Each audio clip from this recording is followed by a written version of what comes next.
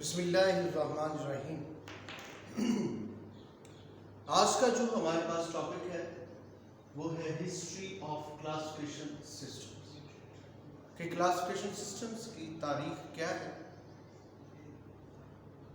तो सबसे पहले वो बात करते हैं the earliest noun system of classification of organisms were proposed by a Greek philosopher Aristotle।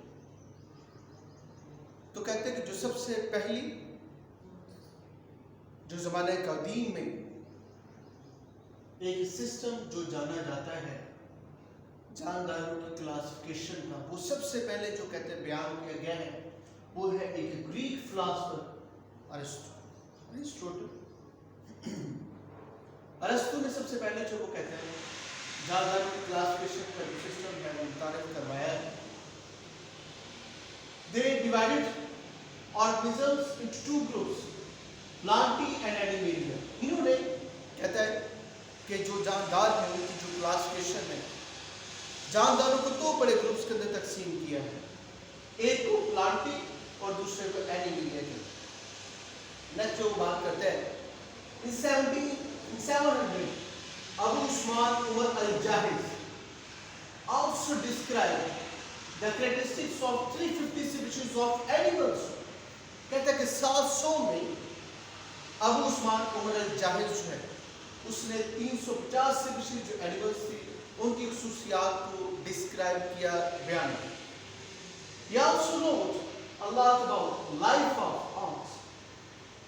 तो कहते हैं कि उसने बहुत ज़्यादा कुछ भी लिखा, चींटियों की जिंदगी के बारे में भी उसने बहुत कुछ लिखा।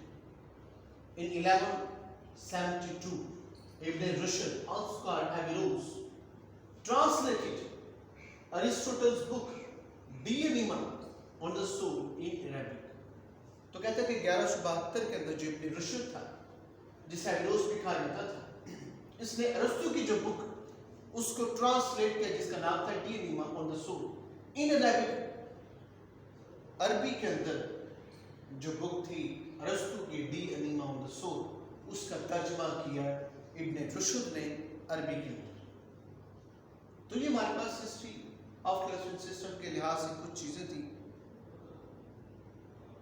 नेक्स्ट जो बात करते हैं टू किंगडम क्लासिफिकेशन सिस्टम। दो किंगडम क्लासिफिकेशन सिस्टम की अगर हम बात करें तो कहते हैं कि it is the oldest system class of classification of living organisms. तो सबसे पुराना कदीम जो है जो सिस्टम है क्लासिफिकेशन जानदारों की क्लासिफिकेशन का, वो है कहते हैं two kingdom classification system. In two kingdom classification it classifies all organisms into two kingdoms.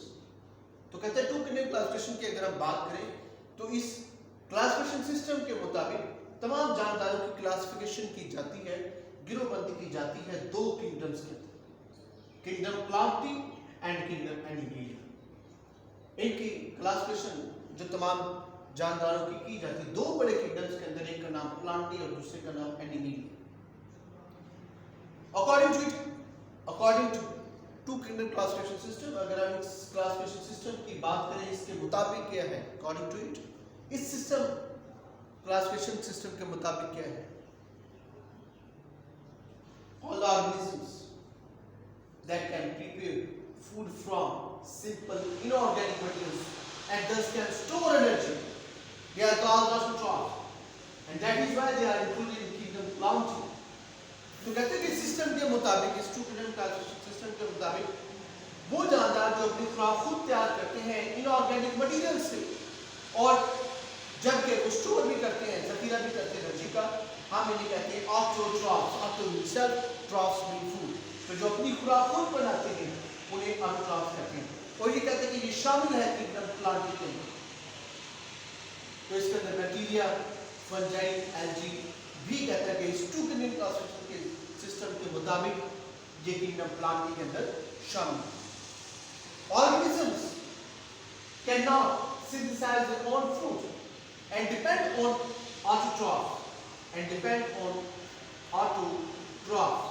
They are called heterotrophs and they are included in kingdom Animalia। तो तो कहते हैं कि वो जानदार जो अपनी खुराक खुद तैयार नहीं कर सकते बल्कि ऑटोट्रॉफ्स के ऊपर इन्हिसार करते हैं, इन्हें हम हेटेरोट्रॉफ्स कहते हैं और ये किंगडम एनिमेलिया के अंदर शामिल होते हैं। तो ये हमारे पास टू किंगडम क्लासिफिकेशन सिस्टम की बेसिस क्या थी टू किंगडम क्लासिफिकेशन सिस्टम की? वो according to mode of nutrition थी। तो मोड ऑफ न्यूट्रिशन क्या था इनका? तो यहाँ पर ये ऑटोट्रॉफ्स थे, जो ऑटोट्रॉफ्स थे वो किंगडम प्लांटी के अंदर और जो हेटेरोट्रॉफ्स थे वो किंगडम एनिमेलिया के अंदर। अब कहते हैं कि इसके ड्रॉबैक्स क्या हैं? Some taxonomists now this is unworkable. अगर कुछ टैक्सोनॉमिस्ट के मुताबिक अगर हम बात करें तो कहते हैं कि उनके मुताबिक ये जो टू किंगडम क्लासिफिकेशन था ये काम करने वाला नहीं था, अनवर्केबल, ये काम करने वाला नहीं था, ये नकारा था, ये काम नहीं करता था। क्योंकि कहते हैं many genus organisms including like Euglena, अगर कहते हैं कि बात करें बहुत सारे genus organisms जिनमें यूग्लिना भी शामिल, they have both characteristics plant like and animal like, तो इसमें दोनों तरह की खुशियां थी, पौधों की तरह की भी और एनिमल्स की तरह भी। अब प्लांट लाइक कैरेक्टरिस्टिक्स क्या थी? प्रेजेंस ऑफ क्लोरोफिल, तो पौधों की तरह की जो यूग्लिना की खुशियां थी वो कहता है कि इसमें क्या था? क्लोरोफिल मौजूद है। जब क्लोरोफिल मौजूद है ये ग्रीन पिगमेंट क्या करता है? ये एब्जॉर्ब करता है सनलाइट और फूड मेकिंग प्रोसेस करता है, यानी कि फोटोसिंथेसिस का अमल करता है, रोशनी के जरिए से अपनी खुराक बनाते हैं। तो ये खुशियत जब वो प्लांट्स की तरह की। एनिमल लाइक क्या है इसके? जानवर की तरह की क्या खुशियत? वो कहते हैं heterotrophic mode of nutrition in darkness, जब अंधेरा होता है, जब रोशनी मौजूद नहीं होती तो इसका जो मोड ऑफ न्यूट्रिशन हो जाता है, खुराक का जो तरीका हो जाता है वो हेटेरोट्रॉफिक हो जाता है, ये दूसरी चीजों को खाता है, ये फीड करता है। नेक्स्ट जो कहते हैं लैक ऑफ सेल, पौधों की तरह इसमें सेल वॉल नहीं होती, तो जब सेल वॉल का ना होना ये animal like characteristics. This system that is why unworkable and there should be a separate kingdom for these animals. तो कहते हैं कि यहां पर एक अलग सिस्टम होना चाहिए ऐसे जानदारों के लिए। This system also ignores the organisms difference between the organisms that have consist of prokaryotic and eukaryotic cells. तो कहते हैं कि ये जो सिस्टम ये इस चीज को भी इग्नोर करता है, नजरअंदाज करता है।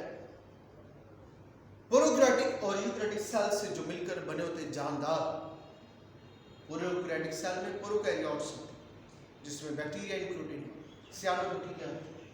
यूकैरियोटिक सेल्स के लिहाज से बात करें तो बैक्टीरिया, सियानोबैक्टीरिया के अलावा जो हमारे पास फंजाई आते हैं, हमारे पास एल्गी आते हैं, हमारे पास प्रोटिस्ट आते हैं, एनिमल्स आते हैं, प्लांट्स आते हैं, तो ये तमाम जो है यूकैरियोटिक सेल से मिलकर बने थे, तो हम इन्हें यूकैरियोट्स कहते हैं।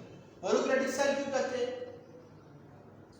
A cell that do not contain a well-defined nucleus, तो वो सेल जिसमें वाज़ेह तौर पर न्यूक्लियस नहीं होता वो प्रोकैरियोटिक सेल होते हैं। यू ट्रू से वो सेल जो रखता है प्रोमिनेंट न्यूक्लियस हमें यूकैरियोटिक सेल कहते हैं। तो इसमें से अगर किसी ने कोई बात पूछनी हो तो व्हाट्सएप पर रब्ता कर सकता है।